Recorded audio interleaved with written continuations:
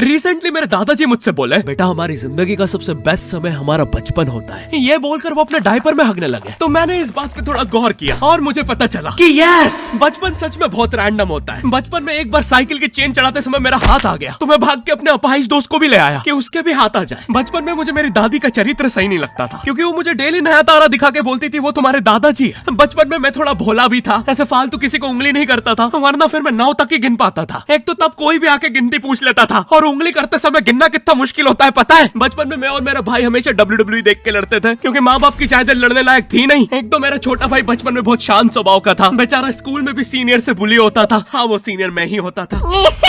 एक बार मुझसे बोलता, भैया डॉक्टर बनना मेरा सपना है। तो मैंने उसे नीट की बुक्स ला दी, तो अब वो उसका पूरा सपना बन गया। अब वो डॉक्टर गेम में भी बीमारी बनता है, और बवासीर पीछे होती है। चिंटू बुक्स नहीं पढ़ रहा है तू? एक बार बेचारा बिस्तर पे गिर के रोने लग गया, तो सब बोलने लग गए कुछ नहीं हुआ, चींटी मर गई, चींटी मर गई। मैं यहाँ सोच रहा हूँ फिर अभी तक हम चींटियों वाले बिस्तर पे क्यों सो रहे थे? हाँ, घर में सबकी पीठ पे ददोड़े हो रखे हैं। हाँ, ये नहीं गिरता तो हमें तो पता ही नहीं चलता बिस्तर पे चींटियां हैं। हम तो सोए जा रहे हैं चींटियों वाले बिस्तर पे। और स्कूल में जब भी ये छोटे भाई पैंट में हक देते हैं, तो बड़े भाई को क्यों बुलाया जाता है? पता है कितनी घनघोर बेइज्जती होती है पूरी क्लास के सामने, और बुलाते भी इतने सस्पेंस है, वो देख के बड़े भाई का हगना निकल जाता है। ऐसे 2 छोटे बच्चे स्लो मोशन में भाग के आ रहे हैं। हाँ, वो उनकी नॉर्मल स्पीड है।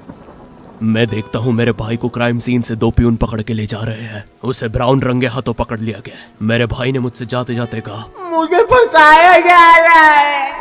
मुझे पता था इस लेंडे के पीछे की कहानी इतनी सिंपल नहीं हो सकती। कड़ी तहकीकात के बाद मुझे पता चला इस लेंडे के पीछे बड़े बड़े पॉलिटिशियंस, गैंग लीडर्स और माफिया इन्वॉल्व है। मेरा भाई सही कह रहा था, ये उसका लेंडा नहीं है। हैंड्स अप पीटी टीचर, तो वो लेंडा तुम्हारा था।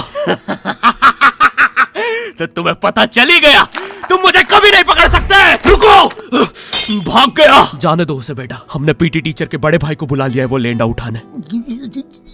लेंडा आपकी नजदीकी सिनेमा घरों में पड़ा होगा, तो देख के पैर रखना। ये चैनल पे जितने भी अजीब और गरीब चीजें तुम देखते हो, ये मैं और मेरे भाई की लाइफ में हमेशा होती रहती है, और इसलिए हमने ये चैनल नॉट योर टाइप बनाया था। मेरे भाई ने कहा तू बोल और मैं एनिमेशन करता हूँ, और लो बन गया नॉट योर टाइप। आपके अरे अभी भी लेंडा लगा हुआ है। बचपन में बोले जाता था कि तुम जितने दांत तकिए के नीचे रखोगे तुम्हें उतने ही रुपये मिलेंगे। तो मैंने दादी की 32 रख दी, तो मुझे 32 रुपए मिले। वो 32 7,000 की थी। जो पिटा हूं ना मैं घर पे, साली स्कैमर दांतों वाली परी, चांदी का दांत ले जाके 1 रुपया देती है। दांतों से याद है, बचपन में सब सूखा बॉर्नविटा खाते हैं क्योंकि दांत दूध के होते हैं। ठीक है, ये वाला जोक हटा दूंगा। बचपन में मुझे चुड़ैलों से बहुत डर लगता था। एक बार मुझे चुड़ैल के पैर के निशान दिखे, तो मैं उल्टा भागा, पर फिर मैं चुड़ैल के ही घर में आ गया। हाँ, मैं पट्टी में भूल गया था उसके पैर उल्टे होते हैं, तो फिर मैंने सोचा इसका पीछे से सर फोड़ देता हूँ। सर फोड़ने गया तो वो उसका मुंह निकला। फिर से भूल गया कि साली चुड़ैलों के बाल भी मुंह पे होते हैं। आदमी को पता चले तो चले कैसे। जब मैं छोटा था, नींद में बिस्तर भी बहुत गीला करता था। मेरी मम्मी हमेशा गुस्सा करती थी कि सोने से पहले सुसु किया कर। अब उन्हें कैसे बताऊं, फिर गीले बिस्तर में मुझे नींद नहीं आती। बचपन में मुझे गुस्सा भी बहुत आता था, तो मेरी मम्मी ने मुझे एक रेड स्टोन की अंगूठी पहना दी, और सरप्राइजिंगली उससे मेरा गुस्सा इतनी जल्दी उतरने लग गया, क्योंकि अब मैं जब अंगूठी पहन के लोगों को पीटता था तो गुस्सा इतनी जल्दी शांत होता था। वैसे ये अंगूठी मुझे एक बाबा जी के आश्रम से मिली थी। जब मैं वो आश्रम में गया था, वहाँ एक बहुत ही हॉट सी बंदी मुझे देख के बार बार स्माइल करे जा रही थी, तो मैंने भी मौके पे चौका मारा और जल्दी से अपना नंबर पेपर पे लिख के उसकी तरफ फेंक दिया। वो बंदी ने भी बड़े प्यार से मेरा नंबर उठाया और खा लिया। अरे भाई, उसको भूत लगे, वो तब से सबको स्माइल दे रही है। हम भी सुबह से नंबर फेंक रहे हैं, अभी तक 2 किलो पेपर खा गई है। अब तुम्हें भी ऐसे रैंडम भूतों या स्ट्रेंजर्स पास नंबर ना फेंकना पड़े प्यार के लिए, इसलिए आओ हैपन पे चले। यहाँ तुम्हें मिलते हैं तुम्हारे कॉमन इंटरेस्ट के लोग। मुझे बॉर्नविटा बहुत पसंद है। मुझे भी रोहित। आओ मन बुद्धि हैंडशेक करते हैं। हैपन पे मिलती है आपको उन लोगों की प्रोफाइल्स जिनके साथ आप पाथ क्रॉस करते हैं। यहाँ तुम अपने एरिया के लोगों की प्रोफाइल्स भी देख सकते हो। यही नहीं, जो लोग तुम्हारे फेवरेट स्पॉट पे जा चुके हैं, यहाँ तुम्हें उनकी प्रोफाइल्स भी मिलती है। तो अभी जाकर अपना नेक्स्ट क्रश स्पॉट करो अपने ही मन पसंदीदा स्पॉट पे। तो अभी जाकर डाउनलोड करो, लिंक डिस्क्रिप्शन में। Thank you happen.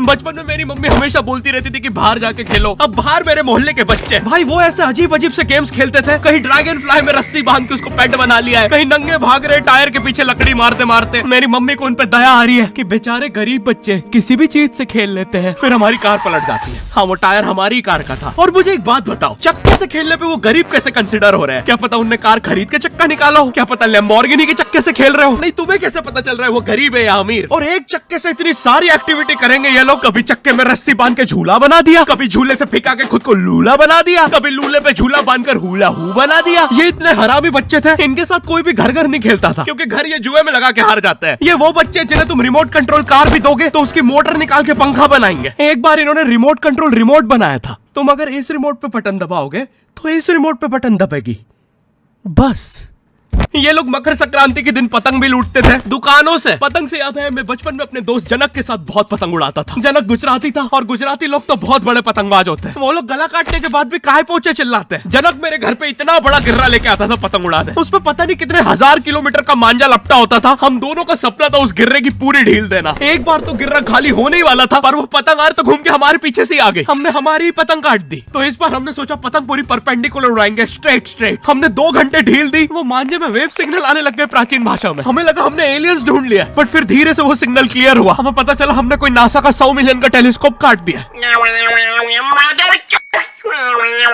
पतंग नीचे ले, टेलीस्कोप काट दिया। नासा का टेलीस्कोप जैसे ही नीचे गिरा बच्चों से पहले विसरो ने लूट लिया। बहुत वियर्ड था, इतने सारे बुड्ढे छत कूद के भाग रहे थे। एक तो जनक के मांझे में इतनी सारी गठाने होती थी, वो मांझा इतना भारी हो जाता था। हम चौथे माले से पतंग उड़ा रहे, वो दूसरे माले पे उड़ रही है। बचपन में बोला जाता है किसी भी स्ट्रेंजर से बात नहीं करते, तो फिर मैं इशारे करता था। तो फिर दादी मेरे चरित्र पे सवाल उठाती थी। दादी से याद है पुराने जमाने में एंटरटेनमेंट के लिए कुछ होता नहीं था, तो लोग 7-7, 8-8 बच्चे पैदा कर लेते थे ताकि उन्हें जायदाद पे लड़ता देख मजे ले सके। मेरे पापा के 5 भाई और 4 बहनें हैं, टोटल 9 बच्चे। मेरी दादी ने जिंदगी के 9 साल बस बच्चे दिए। दादी ने 9 साल तक पेट में इतनी लातें खाई है, उनके अंदर से एब्स आ गए थे। मेरी दादी लिटरली अंदर से टूट चुकी थी। उनका इतनी बार ऑपरेशन हो रखा है, उनको डॉक्टर ने टाकों की जगह चेन लगा दी थी। भाई आज के जमाने में तो इतने बच्चे कोई पैदा नहीं करता, उल्टा अबॉर्शन करवा लेते हैं। और यस मैं अबॉर्शन बोलूंगा क्योंकि मुझे जेल नहीं जाना। एक तो इंडिया में भी अबॉर्शन करवाना लीगल है, लेकिन बच्चे का जेंडर जानना इलीगल है। मतलब तुम मार तो सकते हो लेकिन किसे मार रहे हो ये पता नहीं कर सकते। तो देखो अब रिस्क कितना बढ़ गया है। क्या पता अंदर शेर बैठा हो या कोई बड़ा गैंगस्टर, क्योंकि तुम्हें तो पता नहीं है तुम किसकी सुपारी दे रहे हो। क्या पता वो अंदर बंदे लेके बैठा हो। बचपन में सबके मम्मी पापा डराते हैं मस्ती मत करो वरना बोर्डिंग स्कूल भेज देंगे। और मुझे बोर्डिंग स्कूल से इसलिए डर नहीं लगता था कि मैं वहां जाके अपनी फैमिली से दूर हो जाऊंगा। मुझे बोर्डिंग स्कूल से इसलिए डर लगता था क्योंकि वहां पे वो बड़े दांतों वाला ईशान अवस्थी होता है। मैंने पहली बार जब तारे जमीन का ट्रेलर देखा था तो उसमें वो पागल बच्चे ने आतंक मचा रखा था। फिर मैंने मूवी का नाम पढ़ा तारे जमीन पे। मुझे लगा बिछाए होंगे इस पागल को पकड़ने के लिए, शॉक वॉक देना होगा तारों से। इसके तो दांत भी इतने बड़े हैं, सारी तारे काट देता होगा। मुझे ट्रेलर देख के लगा कोई एक्शन मूवी है, आमिर खान जोकर बना हुआ है। मुझे लगा यही तारों का जाल बना के पकड़ेगा पागल को। हाँ ट्रेलर देख के तुम्हें क्या ही समझ में आएगा। एक शॉट में आमिर खान बोल रहा है आपके बच्चे को डिसलेक्सिया है, फिर अगले ही शॉट में जोकर बन के बड़ा मछलियां उड़ती क्यों नहीं। फिर मुझे लगा ये शायद अपने माँ बाप को बोल रहा था। और दया तो मुझे उस लंगड़े बच्चे पे आती है जिसके बगल में ईशान अवस्थी को बिठा दिया था। वो बेचारा उठ के भाग भी नहीं सकता। और मैंने तो सुना था बोर्डिंग स्कूल में बस नॉटी बच्चे जाते हैं, तो फिर इस बेचारे गाय से बच्चे को क्यों यहाँ भेज के रखा है। कहीं ऐसा तो नहीं इसके पहले पैर थे और ये बहुत मस्ती करता था तो माँ बाप ने पैर तोड़ के इधर भेज दिया। बस भाई मेरा हो गया है आज का। अगर तुम्हें वीडियो पसंद आई तो यार लाइक मारो। एम करते हैं 7 लाख लाइक्स के लिए। पिछले वीडियो में नहीं आए थे इसलिए अब मैं औकात में आ गया हूँ, इसलिए अभी लाइक मारो। चैनल पे नए हो तो सब्सक्राइब करो। मुझे मुंह दिखाई के लिए 10 मिलियन सब्सक्राइबर्स चाहिए। और हैपन को भी डाउनलोड करना मत भूलना, लिंक डिस्क्रिप्शन में। अब मैं भी जा रहा हूँ, बाय।